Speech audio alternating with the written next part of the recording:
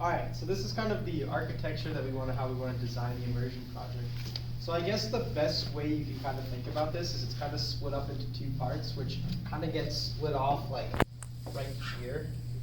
So everything on this side is more of the data management and the side for like pulling things from Engage. My handwriting's awful, but it'll live. And this over here is the client interactions, right? So basically how we want this to work is we have Engage, which lives here. This is their REST API, and essentially we need to get the data from that. So spoiler alert, the school is moving away from Engage as well, and they might change providers. They are. So, well, might. I'm not allowed to say they are, but I don't think it's. but essentially, we need to build this in a way where we don't want to be vendor locked, right? Because being vendor locked is kind of a bad thing. So we want these data parsers, which would be these Lambda functions, which are just kind of like pieces of code that would pull data from the API. We want those to grab our data and then kind of format it in a way where no matter what and how it's read, as long as it's formatted correctly, we can read it and store it, and then all of our client applications will know what it looks like and can use our kind of like predefined format. Is there a way you can zoom? Zoom. Is this like a screenshot or my live jar? I think it's just paused on this. Good evening. Yeah, it's just So paused. good evening. Because you're in there.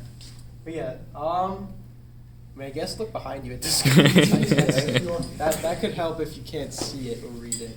But Yeah, let me actually. Yeah, there's a few of us. We could probably get so it. basically, these Lambda functions are gonna like be just pieces of code that pull data. Whoa.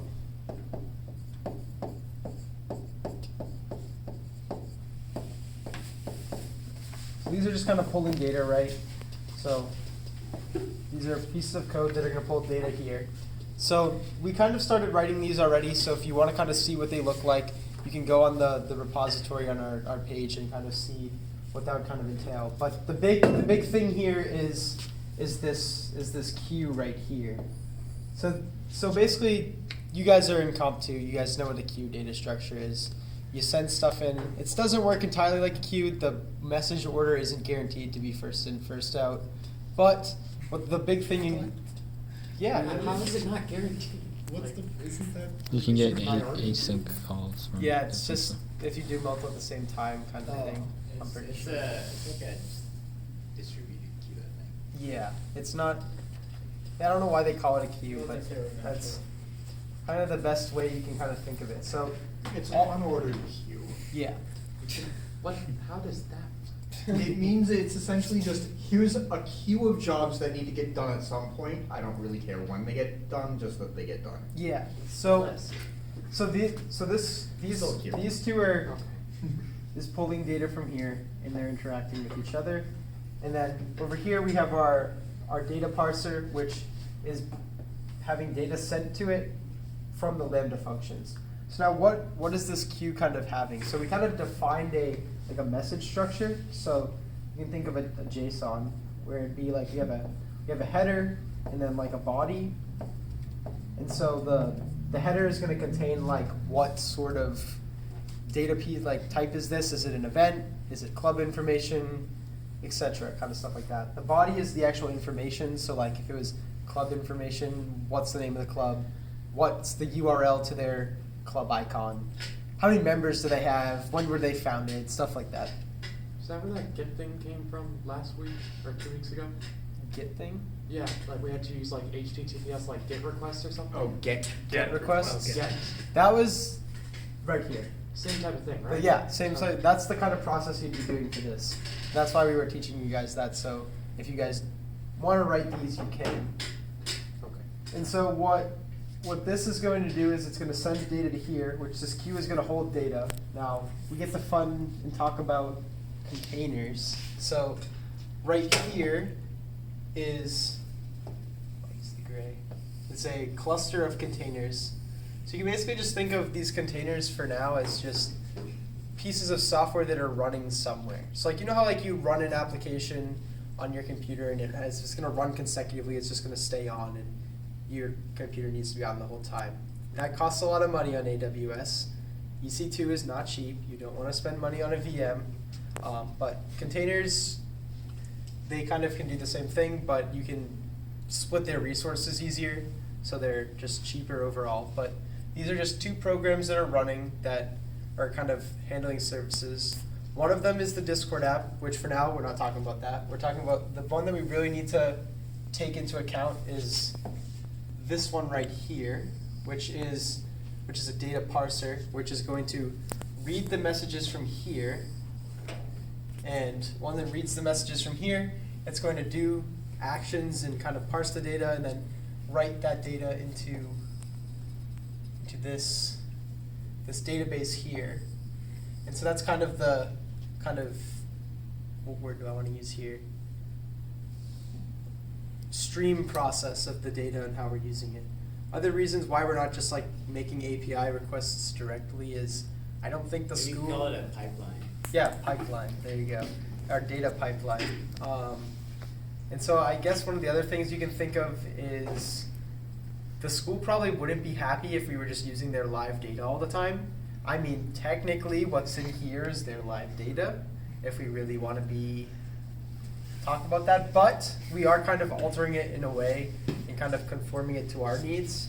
So if you want to really make an argument, it's just kind of used as a reference, sort of say, I guess. So that's kind of the whole data fetching process that we need to do. One part, you're probably like, why did I not talk about this yet? But all you need to really know about this is just, we need a way to schedule these events.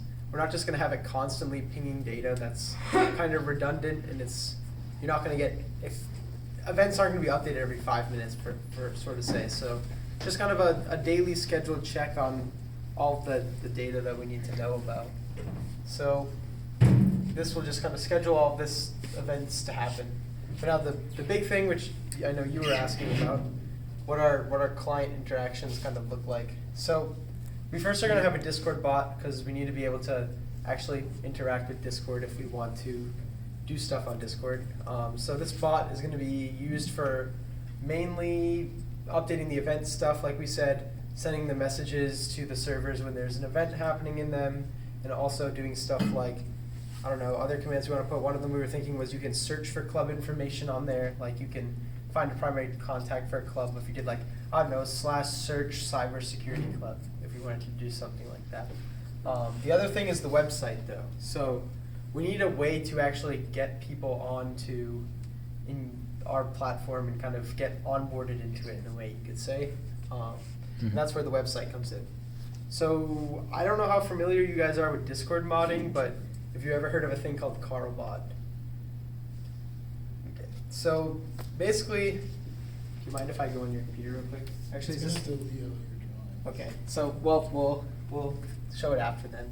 But so essentially, when you're going to go on our website and you're going to sign in with Discord, and when you sign in with Discord, it's going to basically give you like a list of all the servers that you have, and you can like pick which server you want to add the bot to. That's the whole kind of big purpose. And also we're gonna have configs on there where you can like change settings for the bot. That's where you'd handle that.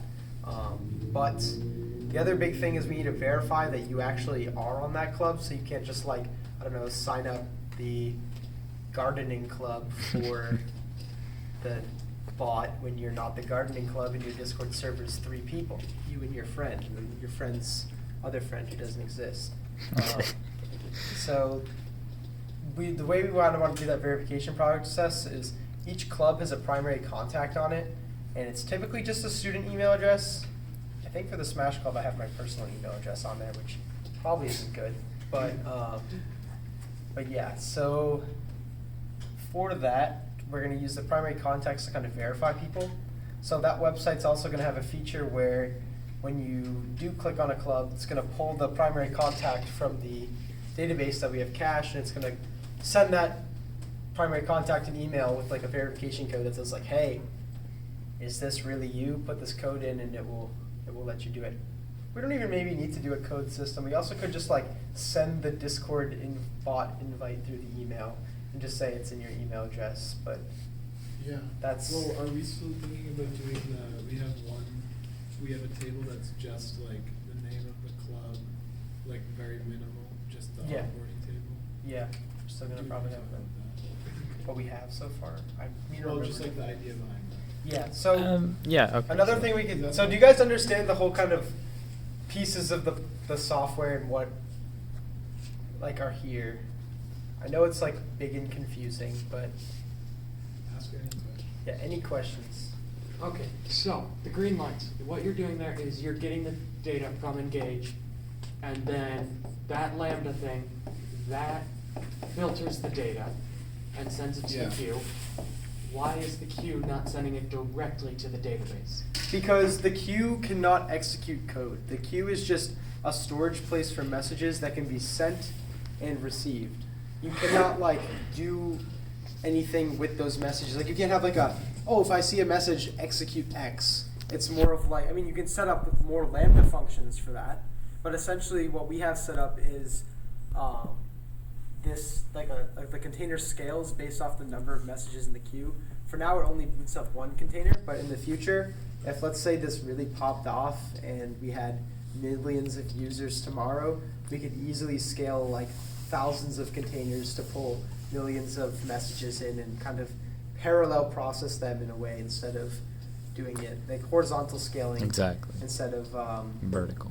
vertical, And because vertical so- is typically harder to do. So the Lambda function sends like filtered data Yep. to the ECS cluster, and then that sends it straight to the database. Yes. That's right. And this is where your code is executed, yeah. And so this way, for when the API, if it should eventually change, we can adjust the Lambda functions that it just filters it in the exact same way. Yep. So that we're not dependent on Engage. Yes, That's and also we exactly can right. format the data for ourselves, so let's say this new API that they switched to doesn't have all the same data fields, we can, if it's similar, we can just Make adjustments. do some sort of, filter Yeah, filter exactly. sense. So filtering and parsing and kind of just getting sent over there. And the Lambda functions are a lot more accessible to Exactly. like, change. Yes. As Yeah. opposed to changing the code in the ECS cluster. Because the ECS cluster, that's basically just a program. Yeah, I just didn't know why we were using the ECS cluster, but it was because the queue can't send directly to the I mean, like, database. realistically, we could just do it all from a Lambda function, but we also just want to play with AWS tools and we have Yeah. the money. And we Clusters have, are cool. We have $80 a month to spend on AWS. Yeah, we so- can't- It's money? Because What? This book gets that much money? We not from our, we get that separately funded by the department. They're gonna cover all The all CS our- department? Yeah. Okay. So We quick also thing, have a budget for quick thing SG. about AWS then. So for computing on AWS, you either do Lambdas or kind of EC2 instances, which are just like VMs. Lambda functions are like dirt cheap. I don't know how much they actually cost, but you have to have like millions of invokes on those functions to like actually have it do a dent in your wallet. Where like It's if on the dollar? yeah, if No, you keep it's an like- EC2 instance, It's like It half a costs. cent per 1,000 requests or something You like get that. like, if you have free tier, you basically have unlimited, like. yeah. But I don't think we qualify for free tier anymore. Yeah, It's like we a don't. year of your account being made, but it essentially costs nothing, right? Yep. But one thing is with the cluster, we're using Fargate specifically. So there's different types of container services on AWS. I mean, that's a whole rabbit hole you could go down, and we could probably spend a couple of weeks talking about that. But Fargate, the big thing with that is, and one thing that, were you here last week? Last week, that was the Kubernetes. Yeah, week. the Kubernetes Yeah. thing, okay. So like when he was talking about VMs, one of the problems and why containers exist is like VMs, you essentially have to like partition out specific amounts of resources, I'm pretty sure. Like you can't have it be dynamic. So if Yeah. you say you need 8 gigs of RAM for this VM, and you're only using 2 of those 8 gigs, you cannot give The those 6 other other 6 gigs. gigs to something else. Yep. So for example, Fargate has a thing in place where it can kind of, if you're not using all those resources, they go into what's probably some, I don't know how it works interwise, but it doesn't charge you the full price for it being up. Okay. If you're not using it to its full thing. Modern VMs can actually do dynamically resized thing, but it gives the operating system the full size. Yeah. Yeah, and again, VMs are still, they're still a guest OS, a container.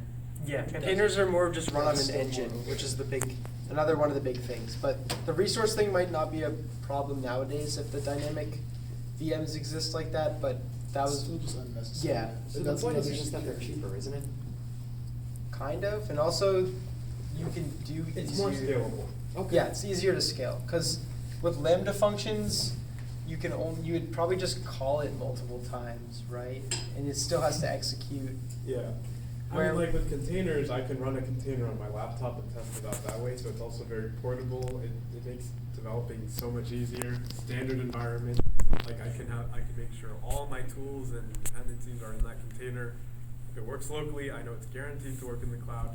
Whereas with a VM, I have to make sure that, I have to first, get it booted up, And install there's the just an tools. entire OS. It's an Like, entire OS it's- that's it's another wasting computer. space and Alright. resources. There's a lot of security vulnerabilities with that, different. And ways if it you ever can did get get into. compromised, then yeah, it would be a pretty big problem. Okay. Containers are Containers another are layer basic- of abstraction. Just way simpler too, because you're not running, you don't have to worry about all that overhead. It's basically just the program that you're running. It just covers everything? Yeah, it's almost like, I guess it's more than this, but it's almost like just having an executable running Yeah. in the cloud. Okay. Like if you were to launch a program on a computer, it's basically just like running that. It's kind of like that. Okay, And so actually, it's just a the program that's perpetually running on the cloud. Pretty kind of. much. Actually, Yeah, it's as close as you WebAssembly can would get be to the that. next iteration of that. And actually, you see a lot of talk about that now. It's kind of getting the attention that containers did 10 years ago, back in like 2012 and things like that. When after containers, or 2014, when containers really took off. But WebAssembly basically allows you to take any program, compile it down to WebAssembly as a target, and then you can run it in almost any environment as a process, kind of like a container, except it's a lot more secure. I'm gonna mention state of containers for now, because I can't do that. Stay with containers. Yeah, stay with containers. But there's a lot of ways that you can explore containers just simply like, I basically switched to doing all of the development stuff that I do like in containers just because you don't have to ever worry about like dependency. Well, you do have to worry about it, but like once. And then you just have these like dev environments that you can just spin up very easily and run them in a container on your computer and just, you'll have everything standardized in that. It's way easier than having to worry about dependencies. And then if you want to share with someone else, you can pretty much just very easily boot it up. Containers are pretty cool, and they're really not that like it's very easy. It's an easy thing to use in your everyday life. So definitely worth checking out. I'll do that more on my own then. Yeah, you should. Docker is a good place to start, I would say. Docker's pretty straightforward, I would say. But is there any parts of this that you guys have questions on? Alright, cool. So now we'll talk about a little bit more of the data that we're storing. I'm pretty sure we had 4 tables, right? It was club information, like the permanent one, the onboarding one, the event one, and that was, what's the one that I'm missing, or is it only those 3? Do we have? I think you were down there. This is what table Can we you just got. pull up the CDK? We could just do them, yeah. Let's just do that. So I think we had, resources. I'm pretty sure. I think those were the primary thing, but Exit. Yeah. Oh, wait.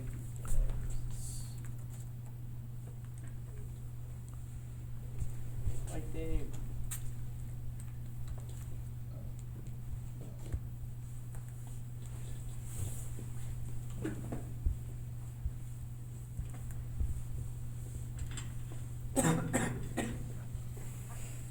Where is it? The immersion folder, immersion stack. It should be at the top, I'm pretty sure. Or you may have to go down a little. It might be at the bottom then. Wait, well, also, do you guys understand the concept of CDK, what this is doing? The I'll cloud look into that development? at some point.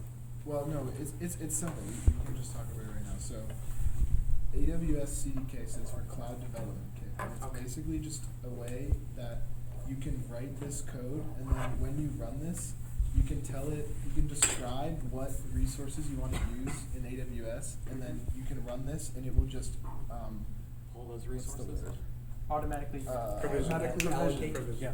It will automatically provision them for you. And so the main problem that it solves is going on the console and like clicking Yeah. through all the options. It's very easy to make mistakes. Mhm. You can't And- version control it. You have no history. And We it's call also that not click really- ops. Yes, click ops. And if you wanted to edit like one setting in the queue, you would have to delete the queue you had, make a new queue through the console, and it's just It's just it doesn't for make any for sense. playing around and learning what a service does, it's really good. But for actual practical use, what is it? IAC? Infrastructure as code. Is a very important thing and probably one of the most important things you can learn about AWS, I would say. Definitely. So But this is Or very the simple. cloud in general. So you can see here, this is like the SQSQ. So we're defining SQSQ. So defining.